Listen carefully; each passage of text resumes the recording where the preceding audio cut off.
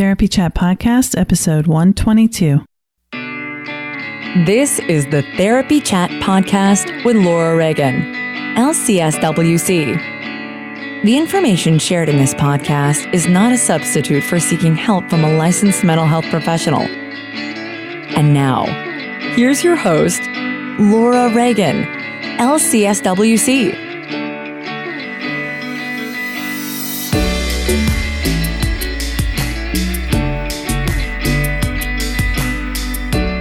Hi, welcome back to Therapy Chat. I'm back after a little break, really settling into the new year and trying to bring you some fun, different things, which is what we're going to do today.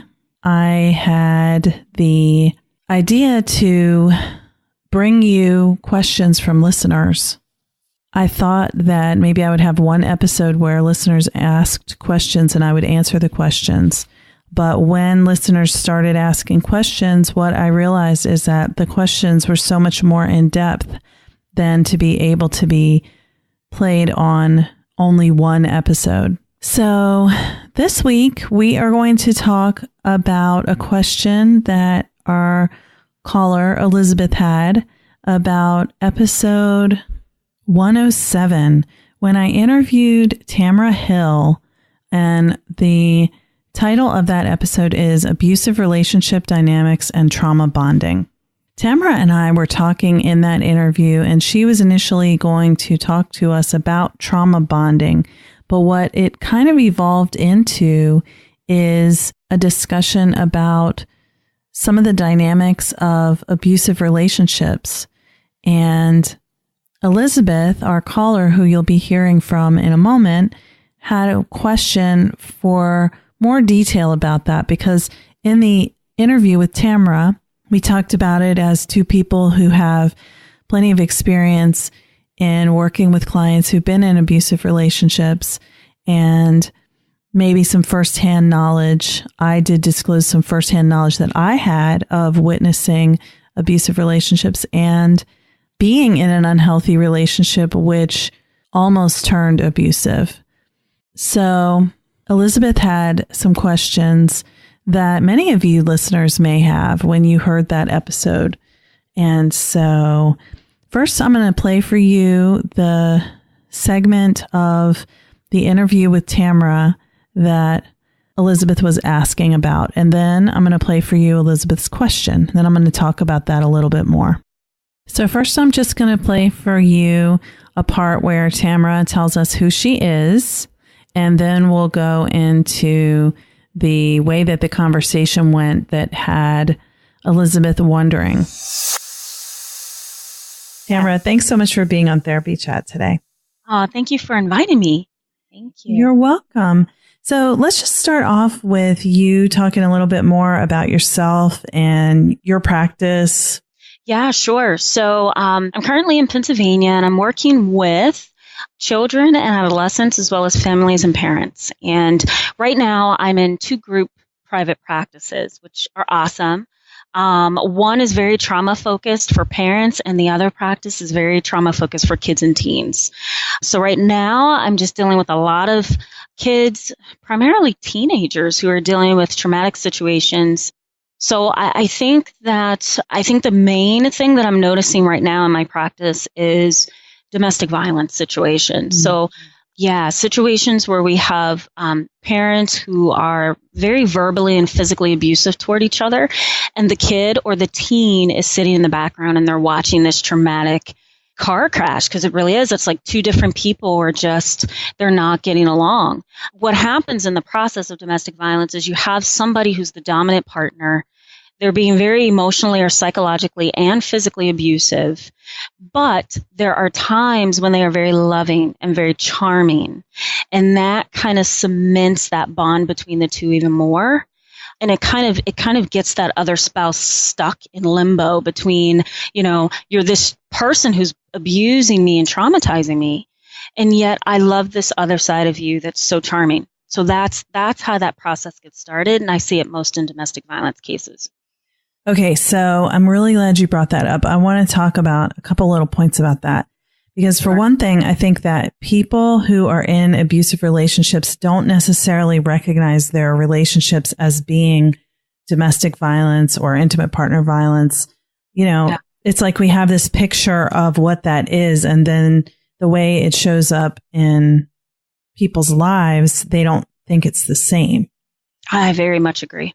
Yeah. So in fact, I was watching, have you seen that show on HBO, Big Little Lies? Yes. Yeah. Yes, I have.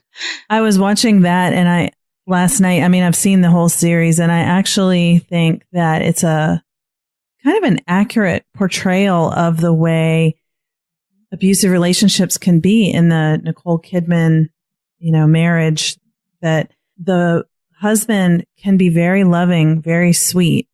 Yeah. And he can also be violent, possessive, territorial, controlling.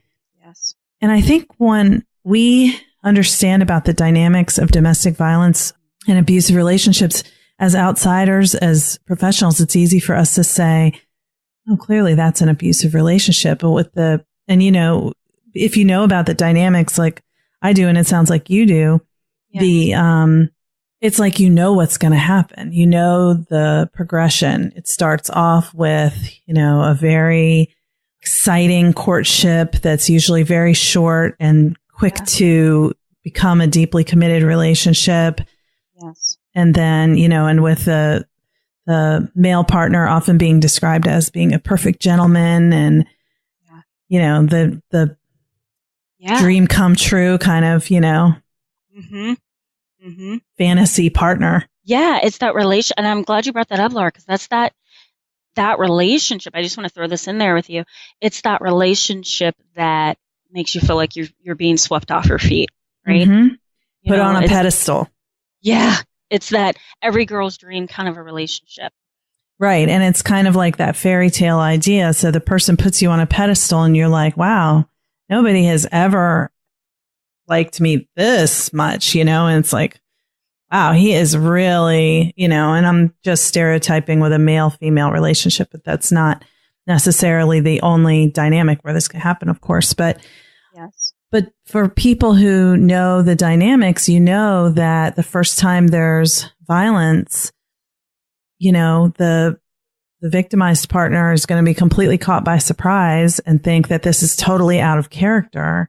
So, right now, I'm kind of glad you brought that up, Laura, because right now, I'm sitting here and I'm thinking about a perfect example, which would be of, somebody who starts in a relationship that's just beautiful starting out, right?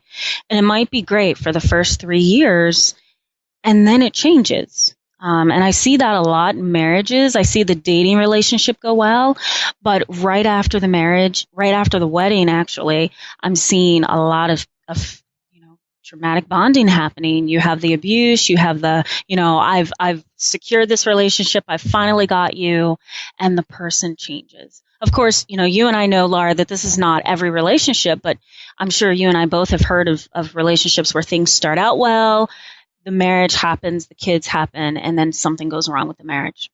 Absolutely. And we know that there are certain factors that increase risk of domestic violence beginning to occur, like if there is a change in the partner's situation, like, for example, they have a situation that brings more stress to their life, like losing a job, or the female partner becomes pregnant, or, even there can be that somewhat implicit sense that they're not as close as they were. Yes. And that could be enough to trigger the dominant partner to become concerned about losing the relationship, and that's when they start to act out and demonstrate violence or extremely controlling behavior. Absolutely. So I think it's really important, just to describe this so that people who are listening can understand that professionals know the way it goes and realize that when the victimized partner thinks this was just a one-time thing, he'll never hurt me again, we know that that's usually not the case. And so it's like we can see what's going to happen. But for the person who's in the relationship, the way they see it is 99% of the time, this person is like the perfect partner. And just 1% of the time they act out of character. Oh, yeah, absolutely. And I think that happens in a lot of situations because, of course, you're taken off guard. You don't know what's going on. But I think, and you brought something up for me, Laura, I was just thinking earlier, that there's the power differential in the relationship. I think in a relationship that includes the traumatic bonding, you've got a power differential. So you've got 9 times out of 10, you've got the female who's financially dependent upon the male or emotionally dependent upon the male. And somehow, even though the relationship may have started out well, somehow later in the relationship, the man takes full control because that woman's dependence upon him empowers him in some way. Do you know what I mean? Yeah. And it's really interesting that you said that because I've definitely seen many relationships where from the outside, the woman is a very empowered, possibly very successful in her career and, confident, assertive, intelligent, independent type of person. But within the relationship dynamic, they're more emotionally dependent on the other partner. And so people don't see that from the outside. So they would never guess that woman could be a victim of domestic violence. And then the woman has such a strong identity in being strong and independent and empowered that it prevents them from wanting to let anyone know that there's a big problem they're dealing with. And they feel very ashamed at not being able to do whatever. And that's the other thing is that there's that dynamic of, I don't know what brought this on. I can actually. Yes. As we talk about this, I'm thinking about when I was younger, a relationship I had where it kind of started out just like I described with this perfect gentleman, put me on a pedestal, and it was like unbelievable. But then one day, literally out of the blue, he just started screaming at me, cursing at me, and calling names like just for no reason. Yeah.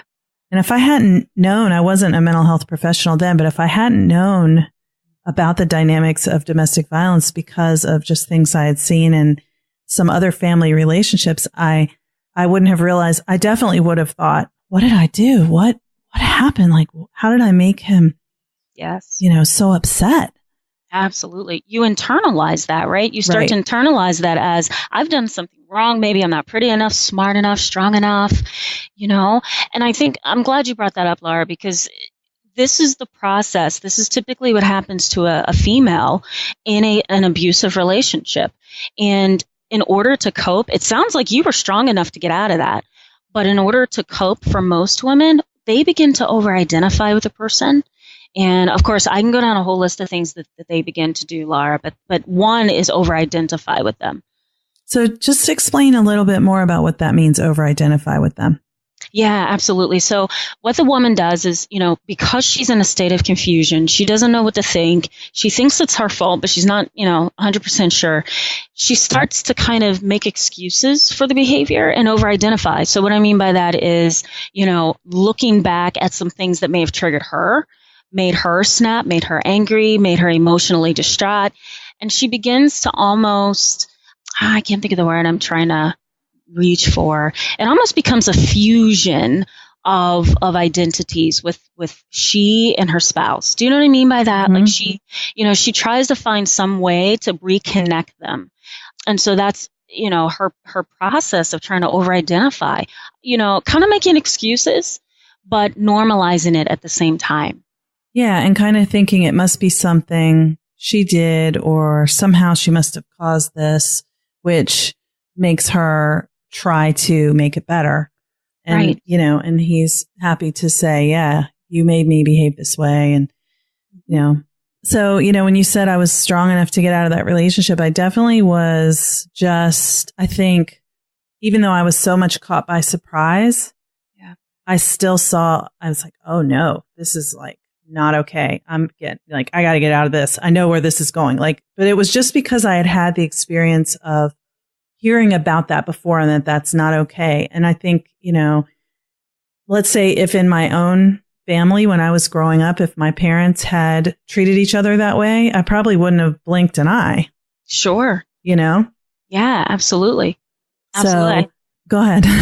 No, I'm glad you said that. No, I was just thinking, I think that's I think that's how the abuse kind of gets started and it continues. You know what I mean? Like there's just this process of denial in a sense. Yeah. And you don't see, and really, I think what we ignore in understanding why people don't leave abusive relationships sooner, because, that's the classic question. Why didn't she just leave? We ignore the fact that it's traumatic to be when you feel like you really love someone and they love you and all of a sudden they change and act like a completely different person and they're being verbally or physically abusive to you. That's traumatic. Right. Yes, it is. And I think there's also a emotional and psychological process that the person has to go through.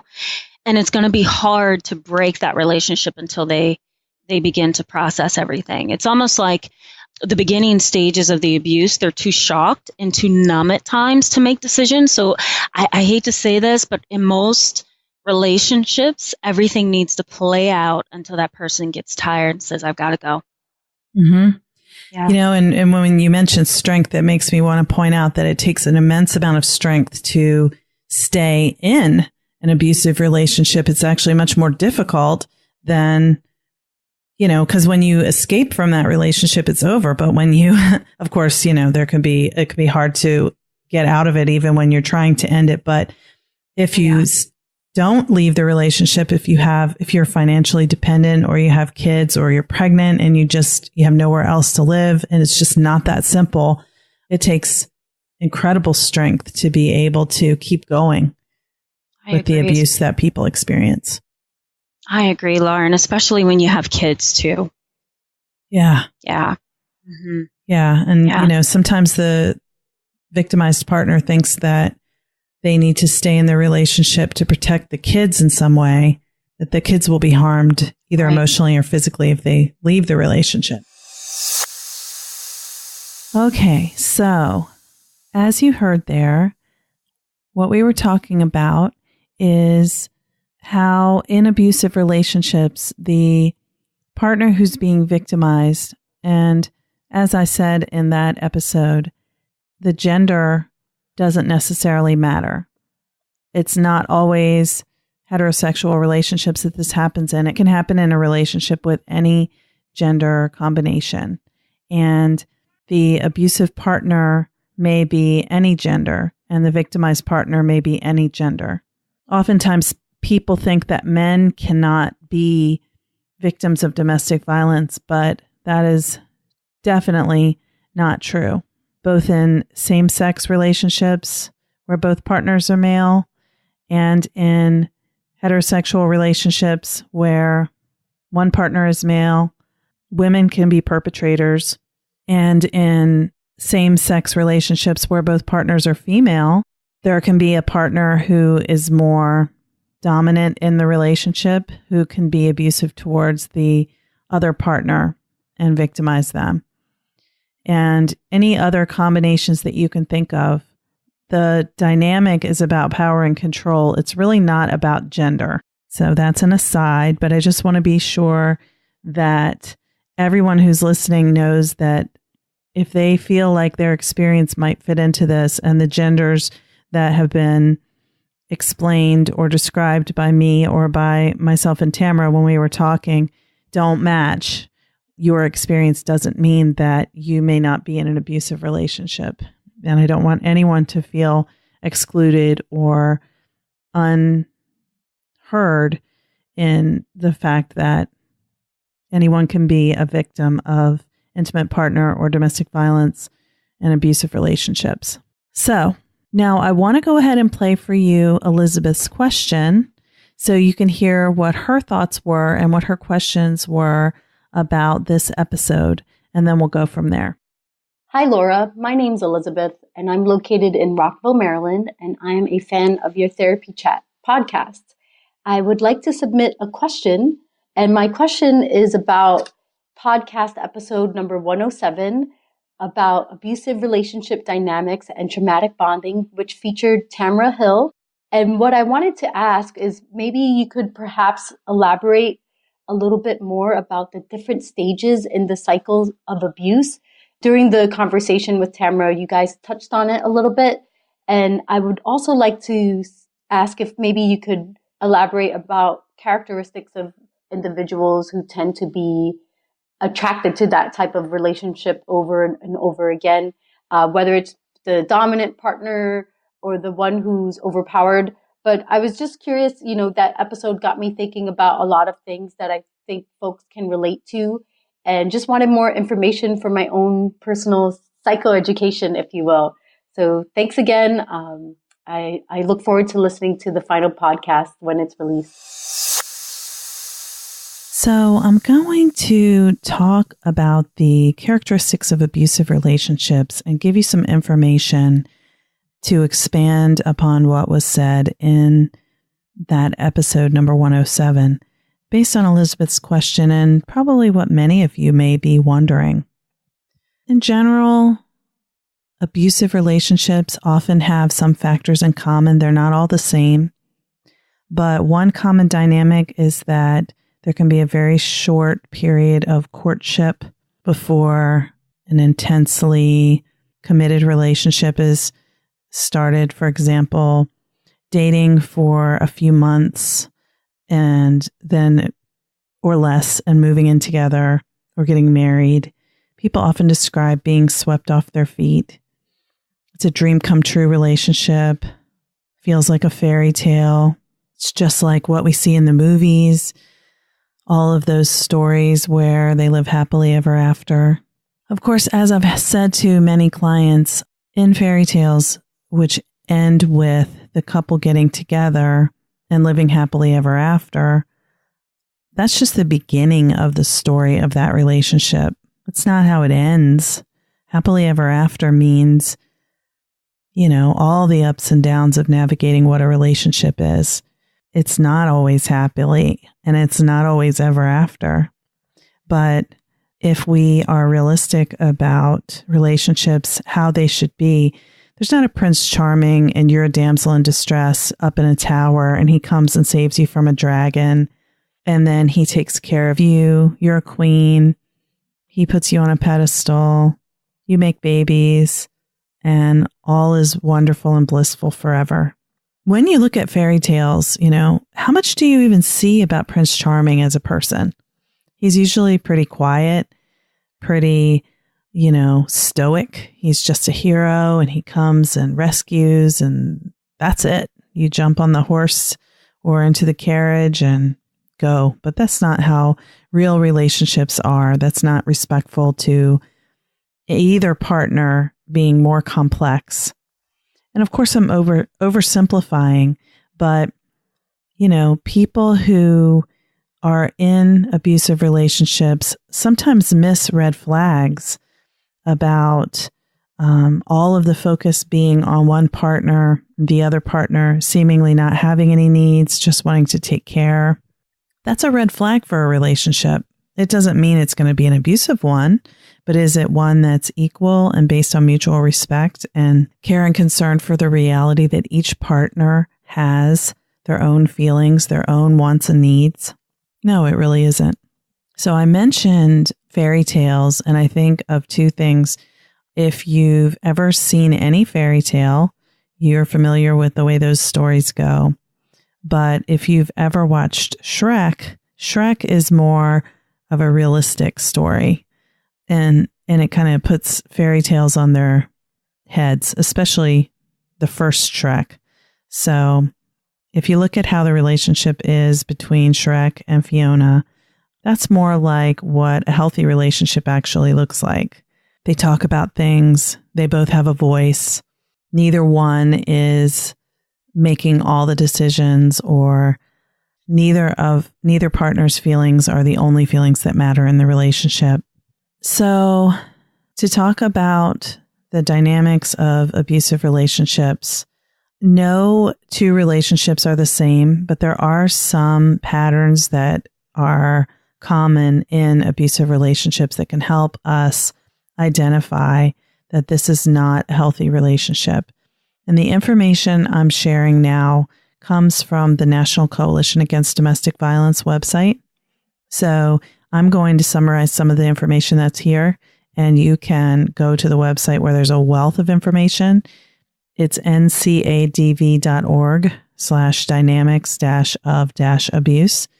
And I will put a link to that in the show notes so that you can easily access that. Just bear in mind that if you suspect that you might be in an abusive relationship, and I don't want to sound paranoid, but this is real, abusers can monitor what you do. And if they find out that you're looking at a website about domestic violence, they may become concerned that they're about to lose you, which increases your danger. So if you do go to that website, be aware that there's a button on the website that you can quickly exit. And also, you can go to a public library and use their website. You can use the private function on your phone to search for information that can't be tracked. However, I do not know if there are ways to track what you do on your phone when it's on private.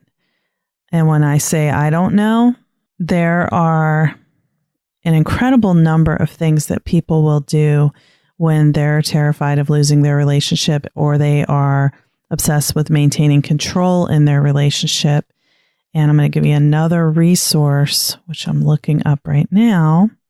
So if you heard me tap it on my computer, the National Network to End Domestic Violence, nnedv.org, has done some incredible work in how technology can be used as a tool of abuse. So I know I'm going a little bit off topic, but it's pretty relevant. So go to techsafety.org/resources. I heard a presentation from them about 8 years ago that blew my mind about the things that can be done to maintain control in an abusive relationship using technology to abuse. If you didn't know these things exist, you would never dream them up. But abusers who are really determined to maintain control are pretty adept at finding these things. It's almost like there's a manual somewhere that they share. So things that can be done, I'll just give you like a little brief description, but some of the things that can be done are like using an app to call the victim from her mother's phone number and disguise the voice to even somehow play the mother's voice. Probably some kind of recording involved in that. I don't know how they do that. But so basically, maybe the person is trying to avoid this abusive partner or former partner, but they answer the phone because it's their mother, they think. And then it's really the abuser. And, doesn't that make the victim feel like they're going crazy or that they can't be safe no matter what they do? And there are, of course, GPS tracking devices. We've all heard about this, where it can be put on your car or, in your purse or something so that they know everywhere you go. And then stalkers use that to make you feel like nowhere is safe and that they know everything you do. And it really has a huge psychological impact, even though it may sound kind of like something from TV or something, but it's very real. And the people over at the National Network to End Domestic Violence have done some very important work to help combat this for survivors to know what can be, if you know it's there, then just knowledge is power. That just gives you information that helps you avoid being abused in that way and what you can do about those things. There are a lot of things that people can do. So, all right, going back to the dynamics of abusive relationships, just to be very clear, anyone can be a victim of domestic violence from any socioeconomic status, any age, any background, any community, any education level, any culture, ethnicity, religion, level of ability, gender identity, sexual identity. Anyone can be a victim of domestic violence, and it is never the victim's fault. It's not something that they want. And there's a common myth that people who claim to be victims of domestic violence are often just as abusive as the abusive partner. And That's not true. That's a myth. Abusive relationships are characterized by one partner using abuse for power and control. It's not equal, even if the victim initiates the violence. For example, well-publicized domestic violence situations that we've heard about where perhaps the woman slapped the man and then the man beats the woman unconscious. The woman could not beat the man unconscious in those situations. I'm thinking if the male partner is a football player, or even, men have different muscle structure than women, and there's an inherent power differential there. Now, of course, there are situations where the woman may be very muscular and the man may be very slight, or in many relationships where both partners are male, both partners are female, and any other combination like that, it may be different. But, when Ray Rice punched his partner in the elevator, and I believe I don't want to get my facts wrong about this, but from what I recall, I think in the video, she may have done something physical to him first, and he literally punched her and knocked her out. Then he dragged her out of the elevator. That is not equal violence. And there are reasons why partners sometimes do the first physical action. And it's part of the dynamic that they may be doing that in a way to attempt to feel in control. But whether they're fighting back, initiating violence to try to diffuse a situation, there's always one partner who is the primary constant source of power, control, and abuse in an abusive relationship. Okay, so some statistics. Nearly 3 in 10 women and 1 in 10 men have experienced rape, physical violence, or stalking by an intimate partner or a former partner, and have been impacted in at least one way related to experiencing these or other forms of violent behavior in the relationship. Impacts would include feeling fearful, concern for safety, PTSD, need for health care, injury crisis support, need for housing services, need for victim advocacy, legal services, missing work or school, for example. So physical and sexual assaults or threats to commit them are the most apparent forms of domestic violence. Those are the ones that we all recognize, but there are other types of abusive behaviors which are common in abusive relationships that are characterized by domestic violence, which I'll call abusive relationships. So it's kind of a continuum that can be physical violence, sexual violence, intimidation, emotional abuse, isolation, gaslighting, using children, using economic abuse, coercion and threats, stalking. All of those can be some of the behaviors that are present in abusive relationships. And I mentioned the HBO series Big Little Lies. The series was great. It's based on a book by Leanne Moriarty, which I haven't read. I've heard it's good. One of the relationships on that show, spoiler alert, you may not want to listen to this if you haven't seen it, but the relationship with Nicole Kidman as the wife and the husband is Alexander Skarsgård. Everyone thinks they're just the perfect couple. She's beautiful. He's handsome. They're rich. They live in a beautiful home in Monterey. They have 2 beautiful children who look perfect on the outside. Of course, nobody's perfect. None of anything is perfect ever. And this relationship isn't perfect either. I don't know what he does. I think he has some kind of job in finance. She is a lawyer, but she hasn't been practicing law. She gave up her legal practice when she had her children.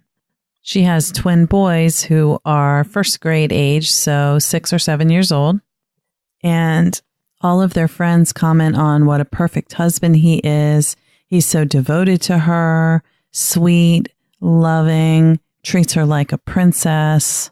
He is, expressive with his emotion. But what's really going on in their relationship is that He is possessive, jealous, suspicious, territorial, paranoid. He often thinks that she's spending more time with other people than him, excluding him from her relationship with the children.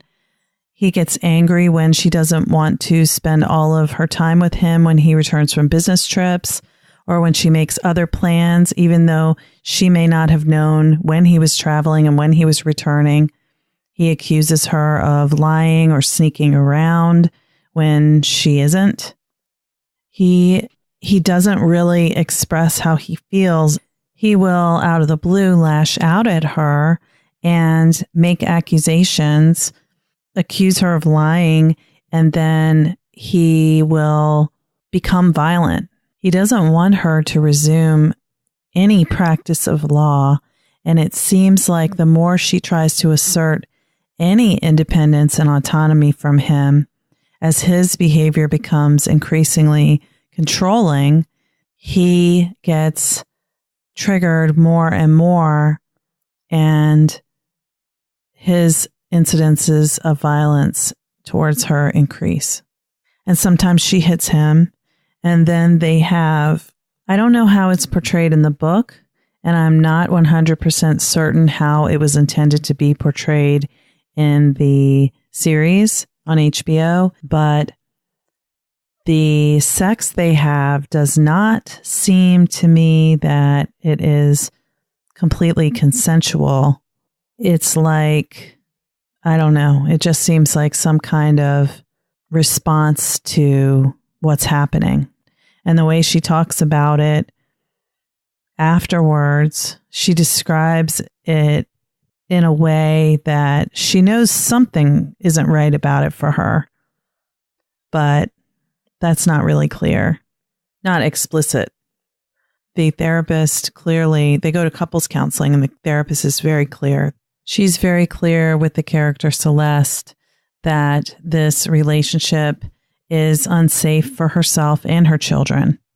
She tells her, you need to start saving some money, find a place to live. The other thing is that the children are impacted. You see that the children start acting out, and the wife, Celeste, believes that they don't really know what's going on, but they do. Some of the things that happen, they hear, and it shows in the behavior that they start to exhibit. Witnessing domestic violence is a deeply traumatic event for children. And even something they witness at the age of 1, they may not have the words to describe, but they can remember. Not everyone does, but I have seen children and adults who can describe something that happened when they were that young, that their mother may not have ever even known that they were aware of what was happening. And it's not like the children are saying, oh, this is domestic violence.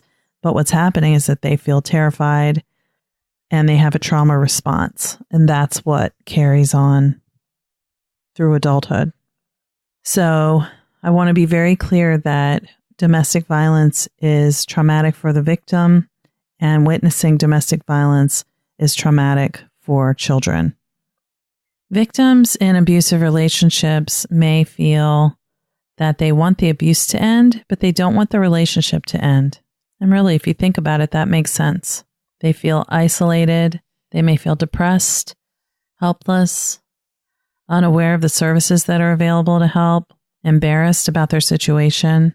They may fear judgment or being stigmatized if they reveal what's happening. They may deny or minimize the abuse or make excuses for the abuser. They may still love the abuser. They may distance themselves from family or friends. They may be impulsive or aggressive, feel financially dependent on the abuser. They may feel guilt related to the relationship, shame, anxiety. They may have suicidal thoughts. They may abuse substances. They may be hopeful that their abuser will change or stop the abuse. They may have religious, cultural, or other beliefs that reinforce staying in the relationship. They may have no support from friends, or family. They may fear cultural, community, or societal backlash that interferes with them being able to escape or accept support. They may feel like they have nowhere to go or no ability to get away. They may fear they won't be able to support themselves after leaving the abuser. They may fear for the safety of themselves and their children if they leave, and that's a very real concern. They may have pets or other animals they don't want to leave. They may be mistrustful of local law enforcement, courts, or other systems if the abuse comes out.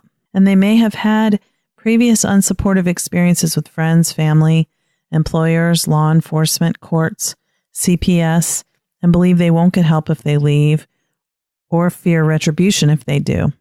They may fear that the abuser will get custody of the child.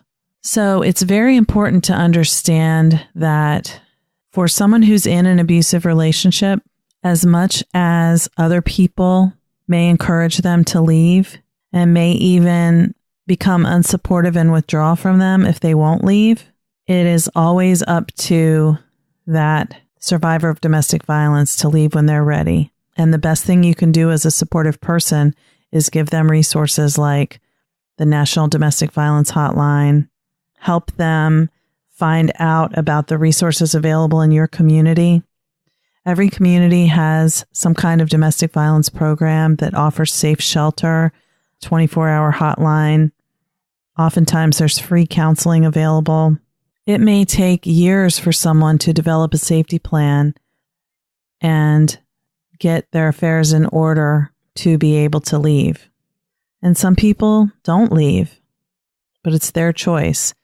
And one thing I disagree with in the portrayal of Big Little Lies is the way the therapist is saying, you have to get out. You need to find a place.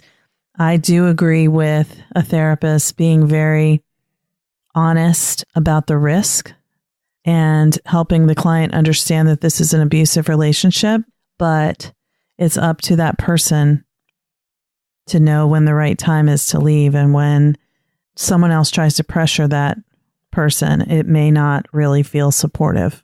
The effects of domestic violence are many. I don't know if you know this, but according to the National Coalition Against Domestic Violence, 1 in 3 women and 1 in 4 men have been victims of some form of physical violence by an intimate partner within their lifetime. 1 in 7 women and 1 in 18 men have been stalked by an intimate partner during their lifetime, to the point in which they felt very fearful or believed that they or someone close to them would be harmed or killed. Intimate partner violence accounts for 15% of all violent crime. 15% of all violent crime in this country. 72% of all murder-suicides involve an intimate partner, and 94% of the victims of these murder-suicides are female. 1 in 15 children are exposed to intimate partner violence each year, and 90% of these children are eyewitnesses to the violence. The physical and mental impact of domestic violence includes increased risk of contracting HIV or other sexually transmitted infections due to forced intercourse or prolonged exposure to stress. Physical, mental, and sexual and reproductive health effects have been linked with intimate partner violence, including adolescent pregnancy, unintended pregnancy in general, miscarriage, stillbirth, intrauterine hemorrhage, nutritional deficiency, abdominal pain and other gastrointestinal problems, neurological disorders, chronic pain, disability, anxiety, and post-traumatic stress disorder, as well as diseases like hypertension, cancer, and cardiovascular diseases. And the economic impact is great. Victims of intimate partner violence lose a total of 8 million days of paid work per year. The cost of intimate partner violence exceeds $8.3 billion per year to our economy. Between 21 to 60% of victims of intimate partner violence lose their jobs because of reasons stemming from the abuse. And between 2003 and 2008, 142 women were murdered in their workplace by their abuser. 78% of women killed in the workplace during that 5-year period were murdered by their abuser. And when we talk about mass shootings, oftentimes, most of the time, you can trace back a connection when someone goes into a place and starts shooting people. there is often a history of domestic violence in that shooter's romantic relationships.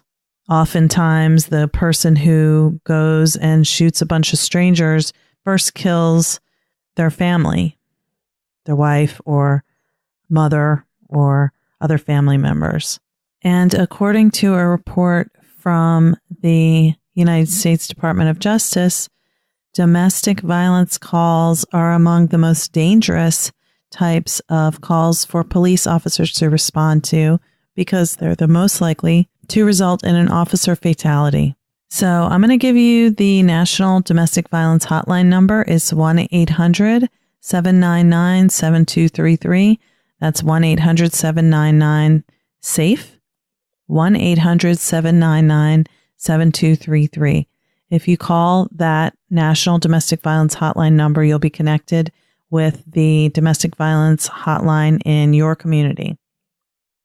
And there are trained people responding to that number who can help you develop a safety plan, help you find out about the resources in your area. And even if you're thinking, could my relationship be abusive? I wonder.